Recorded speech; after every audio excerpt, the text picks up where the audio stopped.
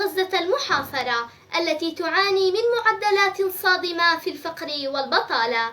غزة المثقلة بالهموم المدمرة نتيجة الحروب تواجه اليوم المحن بإمكانياتها المحدودة.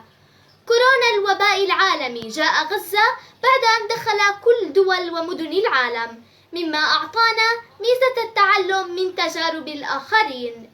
واليوم بكل ثبات ووعي وحكمة يواجه شعبنا والجهات الحكومية ذات الاختصاص وخاصة وزارتي الصحة والداخلية هذا الخطر في ظل حصار خانق أثر بشكل أساسي على مقومات الحياة والصحة في قطاع غزة. وعليه فإننا نوجه التحية لشعبنا الصابر المرابط على أرض غزة العزة، وندعوه للتعاون مع الجهات المختصة واتباع كافة التعليمات والإجراءات السليمة والبسيطة التي تساعد القطاع بإذن الله في تفادي حدوث أي كارثة صحية.